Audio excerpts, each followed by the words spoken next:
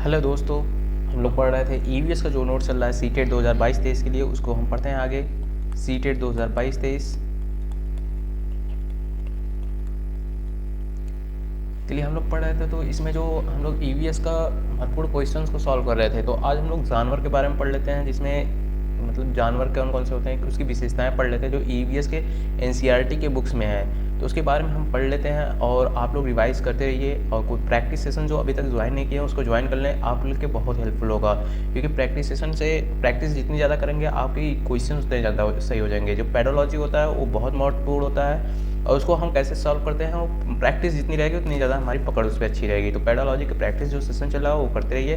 बाकी यहाँ आज कुछ हम लोग फैक्ट्स पढ़ेंगे जानवरों के बारे में। तो हम लोग शुरू करते हैं आज जानवरों के बारे में। तो हम लोग को पहले शुरू करते हैं कि ईवीएस जो थीम बटा हुआ है, जैसे एनसीईआरटी की बुक में आप लोगों ने पढ़ा होगा कि एनसीईआरटी के बुक्स में पढ़ा होगा आप लोग कि एनसीईआरटी की जो बुक्स होती है वो किस आधार पे बटा है, मतलब वो किसने थीम है। तो उसमें जो थीम है वो 6 थीम है, 6 थीम में बटी हुई है। उसी पर पूरा एनसीईआरटी बुक्स आधारित है, उसी थीम पे पूरी एनसीईआरटी बुक्स आधारित है। तो हम लोग जो एनसीएफ 2005 के अनुसार पर्यावरण 3 से 5 तक अध्ययन को 6 थीमों में विभाजित किया गया है। तो उसमें हम 6 थीम कौन कौन से पढ़ेंगे। उसमें जो 6 थीम है उसमें पहला जो आएगा वो आएगा परिवार एवं मित्र। ये पहला हो जाएगा परिवार एवं मित्र, भोजन, पानी, यात्रा, और एक और है वो होगा हम चीज़ें कैसे बनाते हैं, मतलब हम चीज़ें बनाते हैं और करते हैं। तो वो चीज़ होगा एक, हम चीज़ें बनाते हैं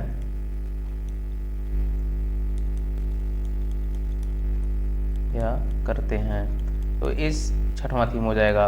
पर्यावरण कितने से 6 थीमों में विभाजित है। जो पूरी एनसीईआरटी बुक्स है वो जो पूरे इसी 6 थीम पे आधारित है। पहला क्या है, परिवार एवं मित्र। तो परिवार एवं मित्र पे है।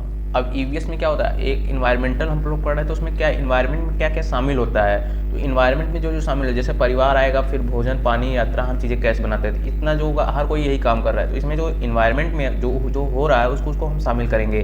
तो उसी आधार पे जो है ये एनसीईआरटी की बुक्स बांटी गई हैं। तो इसमें जो याद करने का सिंपल तरीका है कि पहले कुछ भी होगा तो हम लोग पहले परिवार और मित्र, परिवार एवं मित्र में फिर हमें क्या चाहिए, परिवार मित्र हो गया तो फिर हमें क्या चाहिए, भोजन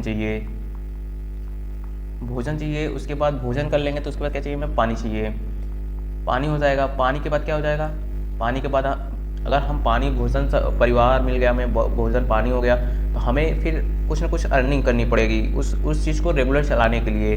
जैसे परिवार और भोजन कहीं कहीं से आता होगा तो उसको लाने के लिए हमें कुछ ना कुछ करना, पानी के लिए हमें कुछ ना कुछ करना पड़ेगा। तो हम उस चीज़ों को करने के लिए यात्रा करेंगे। तो हम लोग क्या करेंगे, कुछ अर्न करने के लिए यात्रा करेंगे।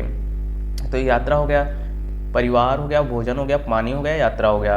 और 6वां जो थीम है, हम कुछ अब यात्रा करेंगे, कुछ कमाने के लिए हम कुछ बनाएंगे, उसको बना के जब सेल करेंगे तभी तो हमें कुछ मिलेगा। तो हम चीज़ें कैसे बनाते हैं, हम चीज़ें जो बनाते हैं और करते हैं, जो हम करते हैं वो लास्ट थीम हो गया।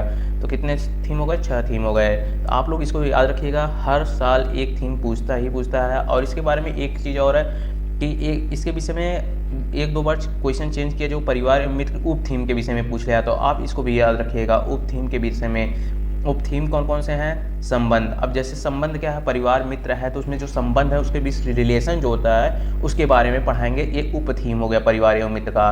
फिर अब इसमें है तो कार्य भी कुछ ना कुछ होगा और खेल भी होगा, तो इसका उप थीम हो गया कार्य और खेल हो गया। जानवर, पौधे हो गए। तो कितने हो गए, 3 2 5 हो गए। तो ये कितने होते हैं, 5 उप थीम है जो परिवार के उप थीम है। तो इसके बारे में विशेष रूप से पूछ रहा है, तो आप इसको जरूर ध्यान रखिएगा। क्योंकि कई शिफ्ट में पेपर हो रहा है तो ये जरूरी नहीं कि थीम पूछे तो नहीं पूछेगा, थीम से रिलेटेड जितने भी सब कुछ है सब कुछ पूछेगा। क्योंकि शिफ्ट में पेपर हो रहे हैं, कई शिफ्ट में पेपर हो रहे हैं। तो और इसमें पूछना मतलब इसको याद रखने की बहुत ज़्यादा पॉसिबिलिटी है कि ये क्वेश्चन आ सकते हैं। तो हम लोग क्या पढ़ेंगे, संबंध, ये परिवार के उप थीम है। परिवार और मित्र का उप थीम क्या है, संबंध, कार्य, खेल, जानवर, पौधे।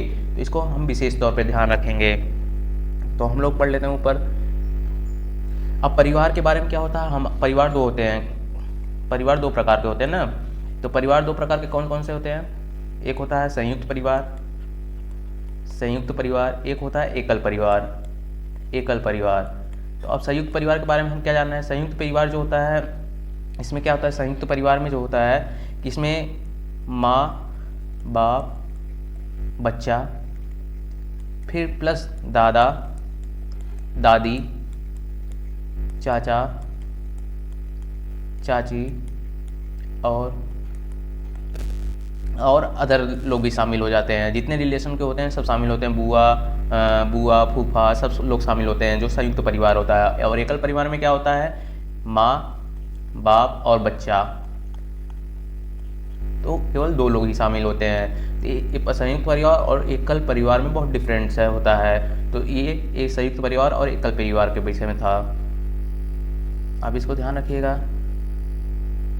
अब इसमें दिया है कि जैसे कुछ चीज़ें होती हैं जो एनसीईआरटी की बुक्स में ही लिखी हुई हैं, तो उस चीज़ के बारे में हम पढ़ते हैं कि मतलब चीज़ें हमें कैसे पता चलती है, किसी संस्कृति के बारे में हमें कैसे पता चलता है, अगर किसी जैसे एशियन हिस्ट्री के बारे में हमें जानना है तो हम उसको कैसे कैसे जान सकते हैं, किस किस माध्यम से जान सकते हैं, वहाँ का कल्चर क्या था, वहाँ का रहन सहन क्या था, वो क्या करते थे, तो इसके बारे में हम कैसे जानेंगे, उनका लेन देन के कितने कैसे प्रकार थे, तो उसके बारे में हमें कैसे पता चलेगा। तो उसी चीज़ के बारे में हमें इस चीज़ों में बताया गया। तो इसमें देखिए, वे चीज़ें जिनसे पिछली संस्कृति के बारे में पता चलता है, पुस्तक की तरह ही पुरानी इमारतें, दस्तावेज, सिक्के, चित्र भी हमें समय के पीछे जाने और उसे समझने का अवसर देते हैं। तो इसी तरह हमें जो चीज़ें मिलती हैं, जैसे दस्तावेज मिलते हैं, चित्र मिलते हैं, इमारतें जो पुरानी बिल्डिंग्स होती हैं, फोर्ट होते हैं, और जो भी हैं जैसे पुरानी इमारतें हैं जैसे कि ताजमहल, ये सब इमारतें जो हमें बताती है कि हमारा कल्चर क्या रहा है और पिछले जो एशियन हिस्ट्री में क्या क्या होते रहे हैं। तो और सिक्के जो मिलते हैं, और एशियन पे आप लोगों ने पढ़ा होगा कि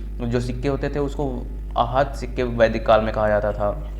तो आहत सिक्के होते थे, मतलब इनको पंचमार करके बनाया जाता था, तो इनको आहत सिक्के कहा जाता था। तो इतना चीज़ें आप जो है कि इस चीज़ के बारे में जान सकते थे। तो इसमें यही बताया गया कि हाँ, पिछले इतिहास के बारे में, अपने जो बीत चुका है उसके बारे में कैसे जान सकते हैं, किसी दस्तावेज के माध्यम से जानेंगे, चित्र मिलेगा उसके माध्यम से जानेंगे, इमारतें जानेंगे, सिक्के, जो चित्र होता है जैसे आप हाथी गुफा जानते होंगे जो महाराष्ट्र में पड़ता है, उसमें जो है कि एलिफेंट का गुफा ऐसे कुछ, तो उसमें जो है कि हम लोग जान जाते हैं कि हाँ, वहाँ पे जो चित्र बने हुए हैं उसके माध्यम से समझते हैं कि हाँ यहाँ पे क्या हुआ था, कैसे कैसे क्या हो रहा था, उस कल्चर के बारे में जानते हैं। तो उसी तरह हम जानने की कोशिश करते हैं। तो इतिहास के बारे में मतलब हम लोग कैसे जान सकते हैं, दस्तावेज से जान सकते हैं, चित्र से जान सकते हैं, इमारतें से जान सकते हैं, सिक्कों से जानते हैं। तो दस्तावेज जो होता है, जो दस्तावेज लिखित होते हैं उन्हें पढ़कर बीते समय के बारे में जान सकते हैं। तो ये जो होता है कि इसके बारे में हम लोग ऐसे जान सकते हैं। तो ये हो गया, दस्तावेज से लिखित उन्हें हम बीत सकते हैं। और सेकंड क्या हो जाएगा कि पुराने चित्रों और मूर्तियों को देखकर उस समय के कला को जान सकते हैं। तो ये चीज़ें हम लोग इससे पढ़ेंगे। इमारतें जो होती हैं, इमारतें हमारे इमारतों की बनावट, सामग्री, निर्माण के तरीके, उस समय के विकास को समझा सकता था। जैसे पहले की इमारतें क्या थी, पत्थर, बड़े बड़े पत्थर से बनते थे। अभी आप किले में जाएंगे तो देखेंगे बड़े बड़े पत्थर लगे हुए हैं। वो पत्थर कैसे आते थे, कहाँ से आते थे और कौन लाता था, तो उसके बारे में हम इतना डीपली जान पाते हैं। अगर कोई इमारत है तो उसके बारे में हम कैसे जानेंगे। इसी तरह बहुत सारे और सिक्के मिले, तो वो सिक्के किस प्रकार के बने थे, चांदी के थे, सोने के थे, कि कांस्य का बना था, कि शीशे का बना था। तो हम लोग इसके बारे में सिक्कों के माध्यम से लेन देन किस प्रकार होता था, व्यापार किस प्रकार होता था। तो कोई भी समाज निर्माण होता है उसमें जो आर्थिक क्रियाकलाप होती है उसके बारे में हम जान सकते थे। तो हमें जो चीज़ें मिल रही हैं उसके माध्यम से समझते हैं। तो इतिहास के बारे में हम कैसे जान सकते हैं, दस्तावेज, चित्र, इमारतें, सिक्के। दस्तावेज, चित्र, इमारतें, दस्तावेज, चित्र, इमारतें, तो हम कैसे जान सकते हैं, दस्तावेज, चित्र और इमारतें और सिक्के के माध्यम से जान सकते हैं। तो इतनी चीज़ हमें ध्यान रखने की ज़रूरत है। अब एक ये एनसीईआरटी की बुक्स में दिया है, मतलब स्तनधारी सरीसृप, कीट एवं पक्षी जो है वो मतलब कैसे डिफरेंट होते हैं। तो इसमें हमें वो चीज़ें पढ़नी है। तो हम पढ़ते हैं पहले स्तनधारी के बारे में। जो स्तनधारी के बारे में दिया हुआ उसके बारे में पढ़ते हैं। तो स्तनधारी जो जीव होते हैं, स्तनधारी किसे कहते हैं, तो स्तनधारी जीव वे होते हैं जो अपने बच्चों को दूध पिलाते हैं। इनके शरीर का ताप बाहरी वातावरण के तापमान परिवर्तन के साथ नहीं बदलता है। मनुष्य, गाय, भैंस, बकरी, चमगादड़, व्हेल, मछली आदि स्तनधारी जीव होते हैं। तो स्तनधारी जीव किसे कहते हैं, तो इसमें यही बताया गया है। स्तनधारी जीव किसे कहते हैं, तो जो अपने बच्चों को दूध पिलाते हैं और मतलब वातावरण के साथ बदलता नहीं। जैसे मनुष्य का है, मनुष्य जो है स्तनधारी है, तो उसका जो शरीर का तापमान होता है वो वातावरण के हिसाब से नहीं बदलता है। वातावरण के हिसाब से नहीं बदलता, मतलब और जिन जीवों पर आश्रित होते हैं उन्हें नुकसान पहुंचाते हैं, परजीवी जंतु कहलाते हैं। क्या कहलाते हैं? परजीवी जंतु कहलाते हैं। याद रखिए, परजीवी जंतु कहलाते हैं। जैसे जोक हो गया, जू हो गया, अमरबेल हो गया, एंटमीबा हो गया, फीता क्रीम हो गया।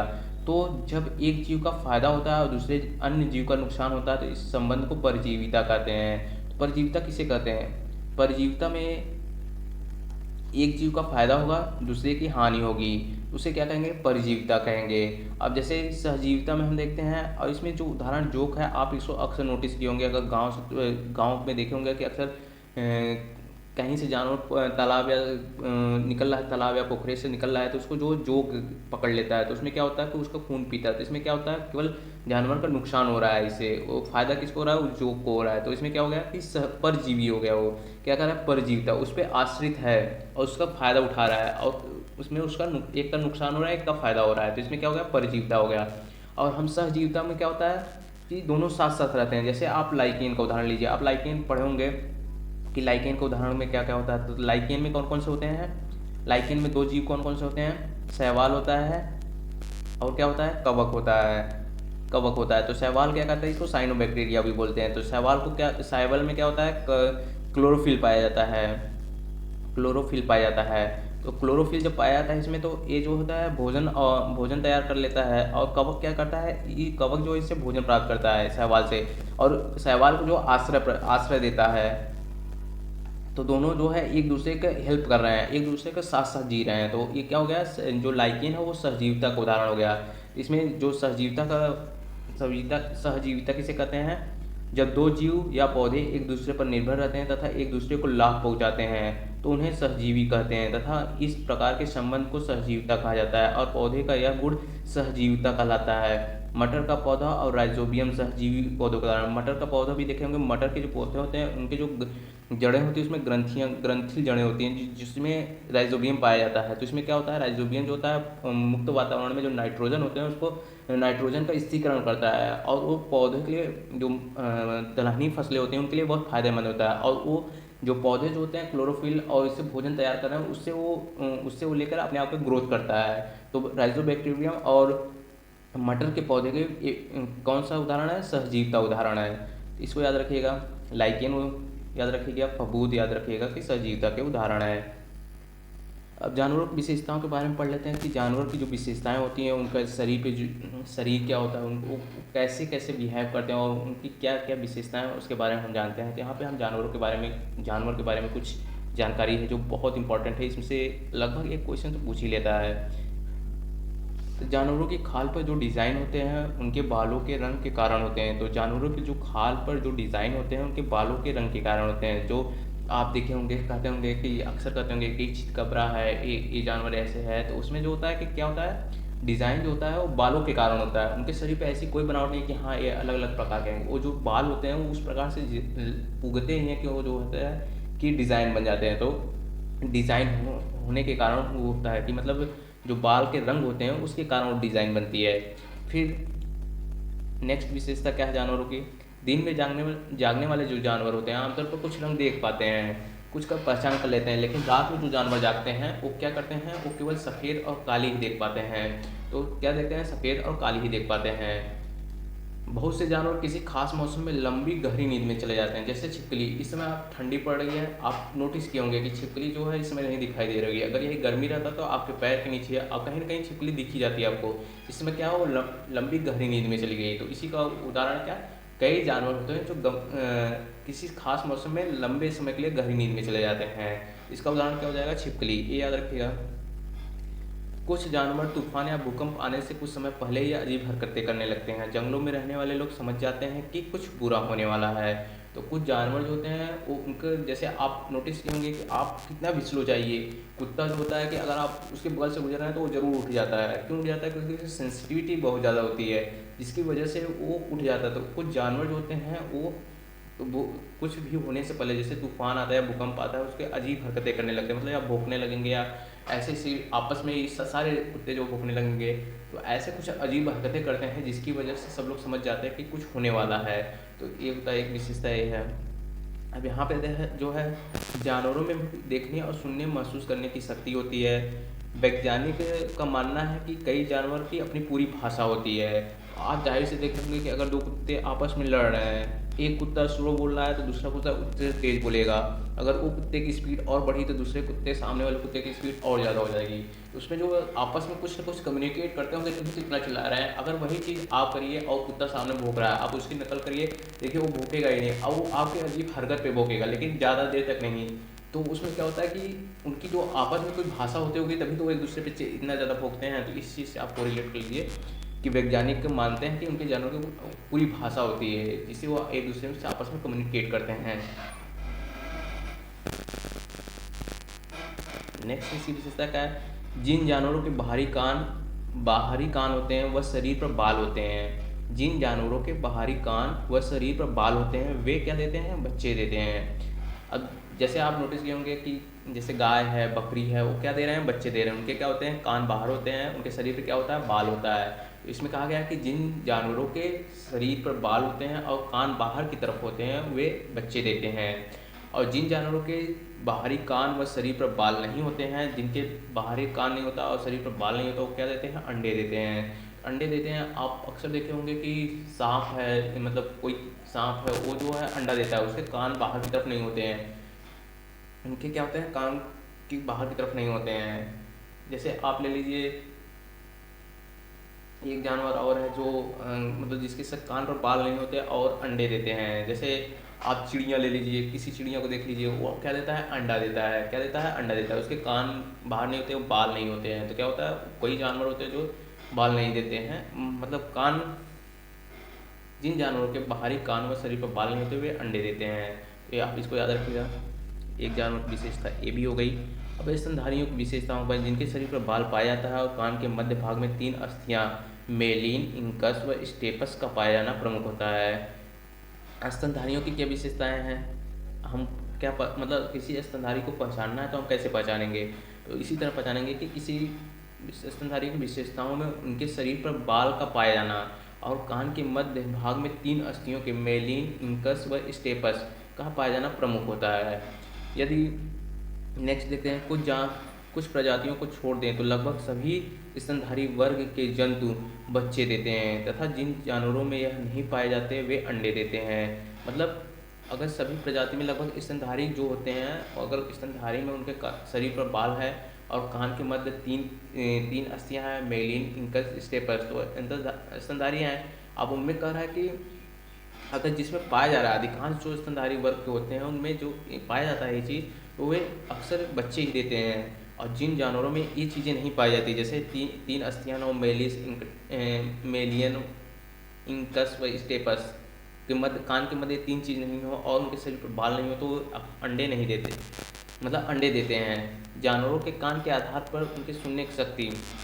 नेक्स्ट विशेषता है जानवर की, जानवरों के कान के आधार पर उनके सुनने की शक्ति में बहुत गहरा संबंध होता है।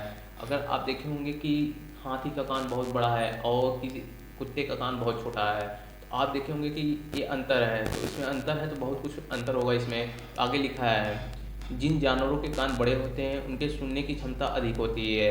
अब जिन जानवरों के कान बड़े होते होंगे, जैसे होता है ना कि अभी आपको सुनाई नहीं दे रहा है तो आप अपने कान के पीछे हाथ लगा के थोड़ा सा ऐसे बना के, मतलब थोड़ा सा उसको घुमा के हाथ को ऐसे करके सुनने की कोशिश करते हैं तो सुनाई देता है। तो वही चीज़ होता है, जिसका जितना बड़ा कान होता है वो उसको उतना घुमा के वो सुनने की कोशिश कर लेता है। तो वही चीज़ होता है कि जिसके कान बड़े होते हैं उसको ज़्यादा सुनाई देता है और जिसके कान छोटे होते हैं उससे कम सुनाई देता है। तो ये कान के बीच से संबंध है। तो जानवरों की विशेषता हो गई। आप इस पॉइंट बहुत ज़्यादा, इन सब पॉइंट को एकदम ध्यान रखिएगा कि हाँ इस जानवरों की विशेषता है, इसमें से एक क्वेश्चन तो पूछ ही सकता है।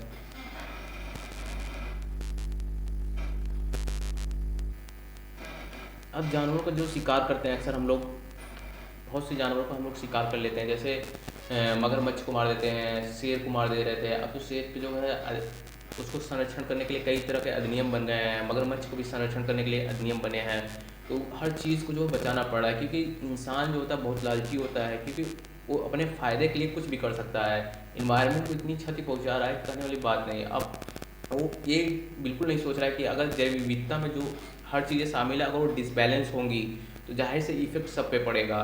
तो इस पे इंसान का ध्यान बिल्कुल नहीं है, वो केवल अपने फ़ायदे के लिए कुछ भी कर रहा है। तो वो जानवरों को मार रहा है, मतलब जानवर को शिकार करता है और शिकार करके उसके जो शरीर पे खाल होते हैं बेच देते हैं, हाथी का दांत बेच देते हैं, जो बाहर उसका दांत होता है उसको काट के लेते हैं, बेच देते हैं, तस्करी कर देते हैं। उसके अलावा जो शेर होता है उसको मार देते हैं, या अदर जानवर होते हैं जो उसको मार देते हैं। अभी तो हिरन को भी मार देते हैं, उसके एक कस्तूरी मृग होती है उसको भी मार देते हैं, उसको केवल एक छोटे से कस्तूरी मृग के लिए मार देते हैं।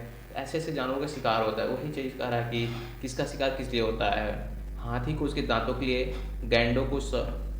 गैंडों को जो मारते हैं उसमें उनके जो सींग होती है आगे उसको उसके लिए, शेर को मारते हैं, मगरमच्छ और सांप को उसकी खाल के लिए मारते हैं, तो इस चीज़ के लिए मार देते हैं। और कस्तूरी हिरन को थोड़ी सी खुशबू के लिए मारा जाता है। जानवरों को मारने वाले लोगों को शिकारी कहते हैं। तो किस जानवर के लिए मारा जाता है ये चीज़ याद रखिएगा, क्योंकि ईवीएस की क्वेश्चन में एक बार ये भी पूछा था।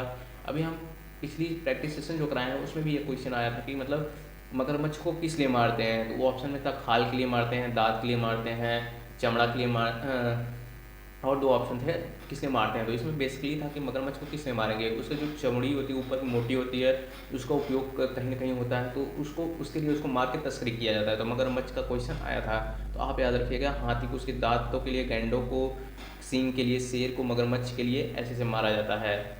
ये पॉइंट आप याद रखिएगा। अब कुछ जानवरों की नींद के बारे में हम लोग पढ़ लेते हैं। कुछ जानवरों के जो नींद होते हैं वो कितने घंटे सोते हैं। जैसे गाय होता है वो 4 घंटे सोती है, और अजगर जो होता है 18 घंटे सोता है। बिल्ली जो होती है 12 घंटे सोती है। तो बिल्ली जो है 12 घंटे सोती है। कुछ जानवरों के बारे में याद रखिएगा। अब सलाद के बारे में हम लोग पढ़ते हैं। सलाद आप देखे होंगे, सलाद को जो है भालू की तरह ही होता है। सलाद दिखने में भालू की तरह होते हैं पर भालू से अलग होते हैं। ये दिन में करीब 17 घंटे पेड़ से उल्टे लटकर आराम से सोते रहते हैं। क्या करते हैं, दिन में करीब 17 घंटे तक पेड़ों पे उल्टे लटक कर आराम से सोते रहते हैं। 40 वर्ष में अपने जीवन में सिर्फ 8 बार पेड़ों पर ही घूमते हैं। ये सप्ताह में एक बार ही शौच के लिए पेड़ से उतरते हैं। ये पॉइंट याद रखिएगा। 40 वर्ष के अपने जीवन में सिर्फ 8 पेड़ों पर ही घूमते हैं। 40 वर्ष के अपने जीवन में सिर्फ 8 पेड़ों पर ही उतरते हैं, मतलब पेड़ों पर घूमते हैं। सप्ताह में एक बार ही शौच के लिए पेड़ से नीचे उतरते हैं। जिस पेड़ पे रहते हैं उसी के पत्ते खाकर अपना पेट भरते हैं। तो सलाद के बारे में इतना याद रखिएगा कि सलाद किसे कहते हैं। तो सलाद के बारे में बेसिक चीज़ें क्या है कि ये पेड़ से कब उतर 17 घंटे तक वो उल्टे लटक के सोता है। और इसमें क्या होता है कि 40 वर्ष में केवल 8 बार, ये याद रखिएगा पॉइंट, 40 वर्ष में केवल 8 बार पेड़ों से नीचे, मतलब 8 पेड़ों पर घूमता है। 40 वर्ष की जो इसकी लाइफ साइकिल उसमें केवल 8 पेड़ों पे जाता है, क्योंकि वो 17 घंटे एक ही पेड़ पर सोता है। तो वो जाहिर से 40 वर्ष में केवल 8 बार ही वह पेड़ चेंज करता होगा। सप्ताह में एक बार ही शौच के लिए पेड़ से नीचे उतरते हैं। सप्ताह में केवल एक बार उतरते हैं। जिन पेड़ों पर रहते हैं उसी के पत्ते खाकर अपना पेट भरते हैं। सलाद के बारे में ध्यान रखिएगा। अब बाघ के बारे में देख लेते हैं हम लोग। बाघ या टाइगर। बाघ अंधेरे में हमसे 6 गुना बेहतर देख सकता है। बाघ की मूछें हवा में कंपन को भाप लेती है। जो बाघ की मूछें होती हैं ये जो हवा में किसी शिकारी के, अगर कोई शिकारी उसके आसपास है तो अगर हवा के कंपन में भी वो भाप लेती हैं, मतलब जो हवा चली वो स्पीड थोड़ी, अगर हम कहीं चल रहे हैं तो उस सरफेस जाहिर से कि हवा कुछ ना कुछ इफेक्टेड होगा, तो उस हवा से भी वो पहचान लेता है कि हाँ यहाँ पे कोई शिकारी है कि नहीं है, जिससे उसे शिकार की स्थिति का पता चल जाता है। बाघ की मूछें हवा में कंपन को भाप लेती है, जिससे उस शरीर को सही स्थिति का पता चल जाता है और इससे वो अंधेरे में रास्ता ढूंढ लेता है। बाघ को अपने इलाके में मूत्र करके अपनी गंध छोड़ता है तथा दूसरे बाघ इस गंध को तुरंत पहचान लेता है। तो जो बाघ होता है वो क्या करता है, अपने इलाके में मूत्र करके गंध छोड़ता है, जिससे कोई अगर दूसरा शेर इसमें इंटर कर रहा है, कोई टाइगर आ रहा है, बाघ आ रहा है, तो उसमें क्या होगा, उसको पता चल जाएगा कि हाँ ये आया था। तो उसको पता चल जाएगा कि हाँ यहाँ कोई दूसरे बाघ यहाँ से पहले मौजूद है, तो उस वहाँ पे घुसने की कोशिश नहीं करेगा। तो ये हो गया। और इसके बारे में एक विशेषता और है, बाघ मौके के अनुसार अपनी आवाज़ बदलता रहता है और बाघ का गुर्राना 3 किलोमीटर तक सुनाई देता है। तो ये विशेषता, अब जैसे क्वेश्चन कैसे पूछेगा, कहेगा बाघ की विशेषता बताइए, तो बाघ की विशेषता में वो 3-4 विशेषता आपको देगा, उसमें एक विशेषता गलत रहेगी। तो हमें इन विशेषताओं को याद रखने की ज़रूरत है। तो बाघ मौके के अनुसार अपनी आवाज़ बदलता रहता है। बाघ का गुर्राना 3 किलोमीटर, मौके के अनुसार बदलता रहता है। बाघ का गुर्राना 3 किलोमीटर तक सुना जा सकता है, 3 किलोमीटर दूर तक सुना जा सकता है।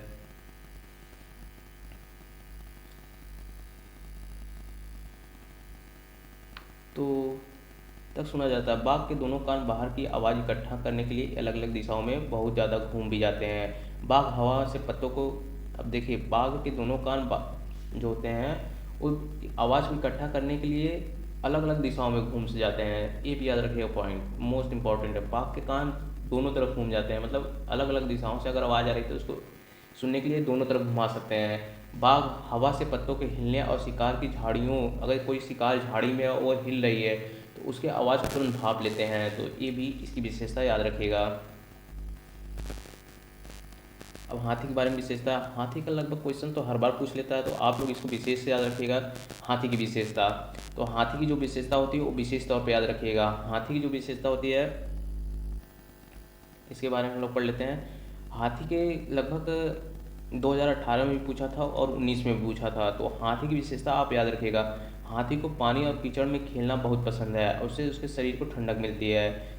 जैसे एनसीईआरटी की बुक में जो लिखी है वो वही आपको यहाँ बताया जा रहा है। तो आप लोग इसको विशेष तथ्य रखिए और हमेशा जब भी पूछेगा जानवर के बारे में, आप जैसे सलाद के बारे में पढ़ें तो उसकी विशेषता पूछेगा। सलाद से देगा जाएगा सलाद के बारे में विशेषता बताइए, उसमें 4 ऑप्शन देगा, एक ऑप्शन गलत रहेगा। तो आपको इसके सारे पॉइंट को याद रखने हैं। हाथी को पानी और कीचड़ में खेलना बहुत पसंद है और उसके शरीर को ठंडक मिलती है। जो हाथी है उसे पानी और कीचड़ से खेलना पसंद है। आप चैप्टर पढ़ेंगे तो उसमें नंदू हाथी रहा होगा, नंदू हाथी करके चैप्टर था, तो उसके बारे में ही बताया जा रहा है। हाथी के कान पंख जैसे होते हैं। गर्मी लगने पर हाथी अपने कान हिलाकर हवा करता है। तो कान अपने, जो हाथी के कान होते हैं वो बहुत लंबे होते हैं, उसका यूज़ किस में करता है, हवा को हिला के, कान को मतलब हवा हिला के करता है। जिसे गर्मी लगती है जब तो उसको कान को हिला के हवा कर लेता है। 3 महीने का हाथी है, अगर 3 महीने के हाथी है मतलब वो हाथी का जो बच्चा है अगर 3 महीने का है तो 200 किलोग्राम वजन का होता है। मतलब उसका वजन कितना होगा, 200 केजी का होगा, 200 केजी का होगा। तथा एक बड़ा हाथी दिन में 100 किग्रा मतलब 100 केजी, 1 कुंटल जो होता है, 1 कुंटल से ज़्यादा पत्ते और झाड़ियाँ खा लेता है। तो आप कुंटल भी याद रखिएगा। 1 कुंटल में कितना केजी होता है, 100 केजी होता है, 100 केजी होता है। तो ये याद रखिए। कभी कभी कहता है कि हाथी की जो एक बड़ा हाथी होता है वो 1 कुंटल पेड़ पत्ती, 1 कुंटल से ज़्यादा पेड़ पत्तियों के पौधे, पेड़ जो है पेड़ की पत्तियों के खा सकता है।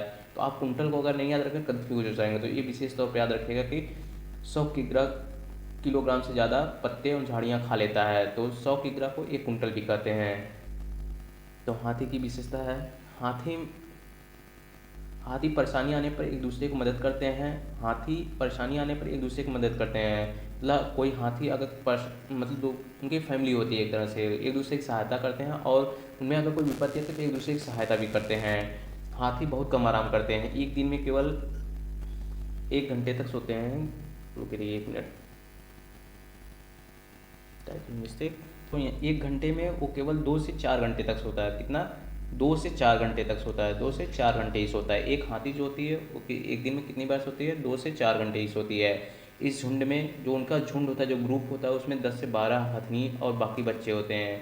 जो उनका ग्रुप चलता है उसमें 10 से 12 हथनी होते हैं और बच्चे होते हैं। हाथी जो होता है इस झुंड का सबसे बुजुर्ग जो होता है वो हथनी होती है, जो पूरे झुंड का नेता होती है। तो इस एक झुंड में जो होता है कि केवल हथनी होती है और बच्चे होते हैं, और उस हथनी जो होती हैं, झुंड के सबसे बुजुर्ग हथनी जो पूरे झुंड का नेता होती है। और 14-15 साल तक हाथी इस झुंड में रहता है। जो बच्चा होता है, अगर हाथी है तो वो झुंड में रहता है कितने तक, 14-15 साल तक रहता है। फिर वह झुंड छोड़कर चला जाता है, तो इस हाथी की विशेषताओं में आप याद रखिएगा। और विशेष तौर पे ये याद रखिएगा, 3 महीने का हाथी तो उसका वजन कितना होगा, 200 केजी होगा। और वह इतने कुंटल, मतलब एक बड़ा हाथी है तो वो कितने पत्ते और झाड़ियाँ खा लेता है। तो इसको याद रखिए, 100 केजी इक्वल टू 1 कुंटल होता है, 1 कुंटल होता है। तो 1 कुंटल याद रखिएगा किसे कहते हैं। हाथी बहुत कम आराम करते हैं, इस तथ्य को भी याद रखिएगा। 2 से 4 घंटे केवल आराम करते हैं। और उनका ग्रुप कितने का होता है, 10-12 का होता है। उस ग्रुप में केवल कौन होता है, हथनी होते हैं और बच्चे होते हैं।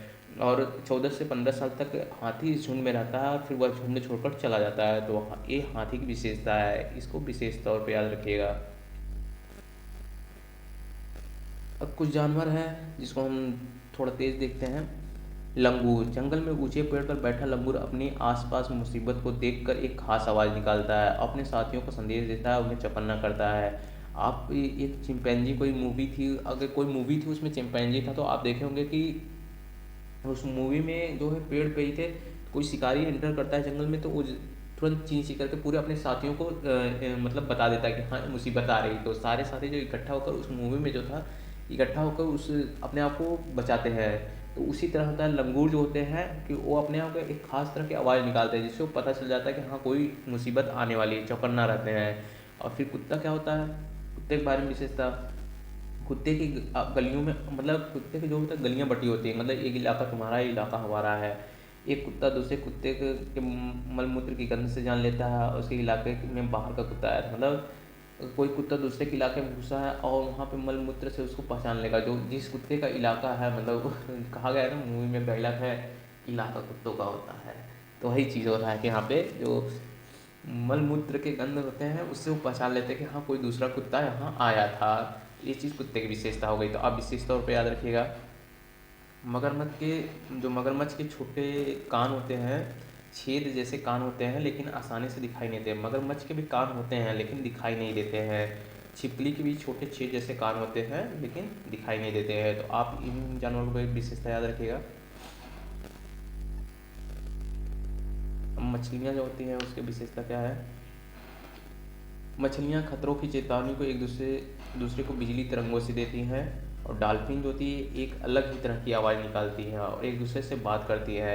आप डॉल्फिन को देखे होंगे या इसको जो है डॉल्फिन इसको क्या कहते हैं, गोंगे डॉल्फिन ऐसे कुछ कहते हैं ना, क्या नाम है, भारत का जो है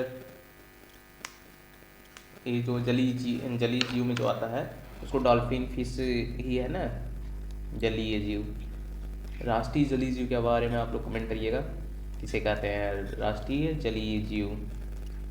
तो ये डॉल्फिन की विशेषता है कि अलग अलग आवाज़ निकालता है और एक दूसरे से बात करते हैं। आप लोग अक्सर देखे होंगे कि डॉल्फिन जो होती है अक्सर कहीं वो चलता रहता है, जैसे एग्जीबिशन में कहीं मॉल में, जैसे वो स्विमिंग पूल है उसमें रहता है, उसमें दिखाते हैं, उसको बुलाते हैं, ट्रेन करते हैं उसको कि हाँ ऐसे बिहेव करना है। तो उस चीज़ को आप देखे होंगे डॉल्फिन के बारे में। तो डॉल्फिन भी अलग तरह की आवाज़ निकालती हैं और एक दूसरे से बात करती हैं। गिलहरी जो होती है, गिलहरी के दांत हमेशा बढ़ते रहते हैं। अभी एक क्वेश्चन आया था जब हम लोग पढ़े थे पिछली प्रैक्टिस सेशन में, तो उसमें गिलहरी की विशेषता थी। तो गिलहरी के बारे में क्या कहा है, दांत हमेशा बढ़ते रहते हैं, दांतों को काटने और कुतरने के कारण इनके दांत घिस जाते हैं। अगर ये दांत घिसे ना तो उनके क्या होगा, इनका जो गलफड़ा होता है वो फट जाएगा। तो इस वजह से जो होता है इनके दांत घिसते रहते हैं, इसको घिसने के लिए वो कुतरते रहते हैं जिससे इनके दांत घिसते रहते हैं।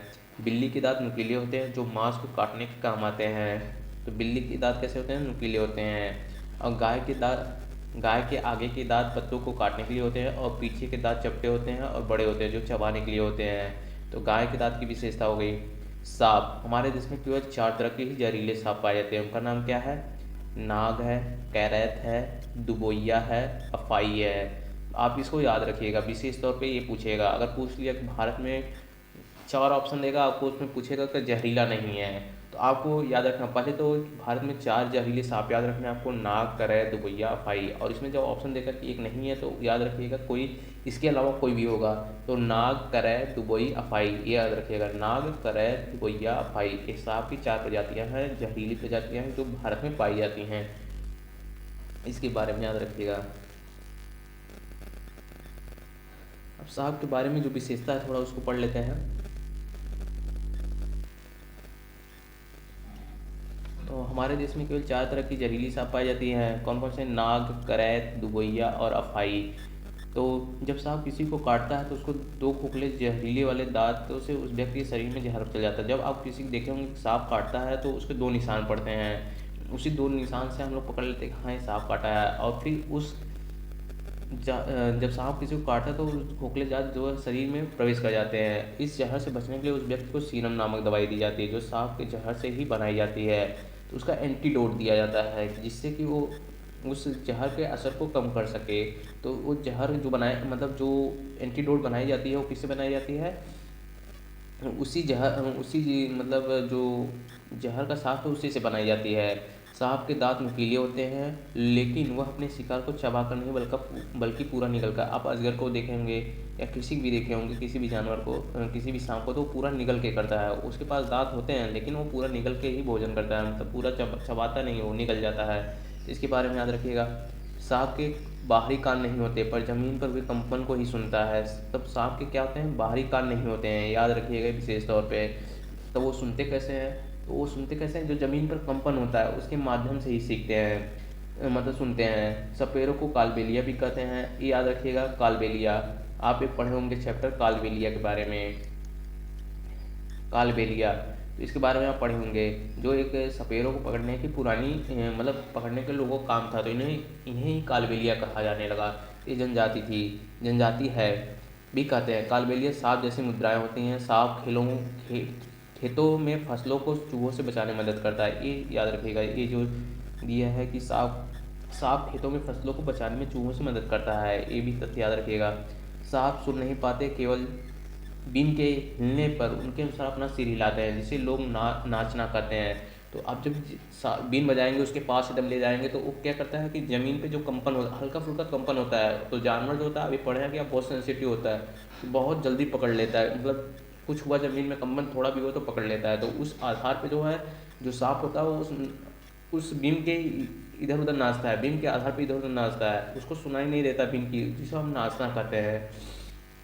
तो इसमें कहीं यही कहा गया, सांप सुन नहीं पाते, केवल भीम के हिलने से उसके अनुसार अपना सिर हिलाते हैं, जिससे लोग नाचना कहते हैं। कालबेलिया जाति के रोशन नाथ जी अपनी जाति के बहुत मशहूर थे। मतलब जो जाति कालबेलिया जाति ये सांपों को पकड़ती थी, और उसमें जो सबसे मशहूर थे वो रोशन नाथ जी मशहूर थे।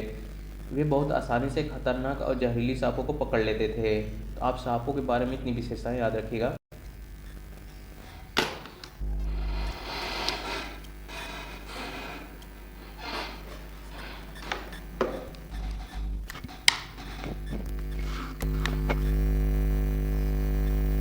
नेक्स्ट देखते हैं हम लोग केचुए के बारे में। केचुए के बारे में भी हम लोग प्रैक्टिस सेशन हुआ था, उसमें भी बताया गया था। केचुए के बारे में क्या होता है, केचुए के बारे में आपको देखिए, जानवर के बारे में जितने भी पूछेगा, अगर पूछना होगा तो जानवर के एक विशेषता पूछेगा, जिससे 3 गलत देंगे, या 4 में से 3 सही रहेंगे, 1 गलत रहेगा। आप जानवर के बारे में जो भी पढ़ रहे हो उसके सारी विशेषताओं के बारे में, और एनसीईआरटी बुक्स में जितनी भी विशेषताएँ लिखी हैं उसको हम लोग यहाँ पे कर रहे हैं, और इससे बाहर नहीं पूछेगा वो। तो इसलिए हम इसको विशेष तौर पर देख के जाइएगा। एनसीईआरटी जब भी आप देने जाइएगा तो ये जानवरों के चैप्टर्स जो होते हैं वो देख के जाइएगा, एक बार रिवाइज करके जरूर जाइएगा, क्योंकि इसमें से 1 क्वेश्चन या 2 क्वेश्चन तो फिक्स से आते ही आते हैं। तो आप इसके बारे में देख लीजिए। केचुए ज़मीन में छेद बनाकर मिट्टी को मुलायम कर देते हैं। केचुए जो होते हैं मिट्टी में जो होता है, अक्सर आप देखेंगे तो एकदम गहराई में जाने की कोशिश करते हैं। तो क्या करते हैं, ज़मीन में जाते हैं, ज़मीन को इन छेदों से हवा और पानी मिल जाता है। तो जब वो जाते हैं अंदर, तो इससे क्या होता है कि उन्हें पानी और हवा दोनों मिल जाता है।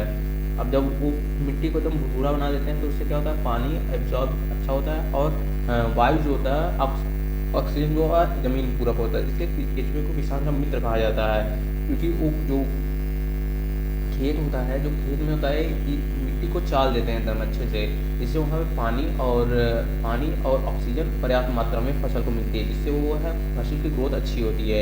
इसलिए केचुए को किसान का मित्र कहा जाता है। केचुए मृत पत्तियों पौधों को खाते हैं, और उससे उनके मल से ज़मीन उपजाऊ बन जाती है, ये याद रखिएगा। केचुए को किसान का मित्र कहा जाता है। वर्मी कंपोस्ट को वर्मी कल्चर या केचुआ पालन भी कहा जाता है। वर्मी कल्चर आप याद, केचुए पालन क्या कहा जाता है, वर्मी कल्चर भी कहा जाता है, तो आप याद रखिएगा। बाकी हम लोग नेक्स्ट करते हैं, वीडियो थोड़ा लंबा हो जाएगा नहीं तो, और आप लोग इसको ज़रूर पढ़िएगा, और आगे हम लोग चींटी कल वाले सेशन में करते हैं, जो चींटियाँ और पक्षियों के बारे में नेक्स्ट सेशन में हम लोग करेंगे। अभी तक जिन लोगों ने मेरा चैनल लर्न विथ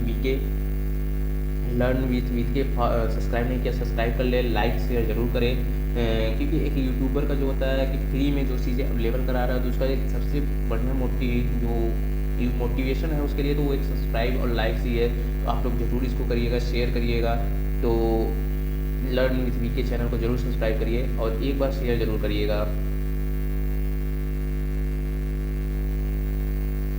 सब्सक्राइब जरूर करिएगा। तो आज के लिए इतना ही, धन्यवाद।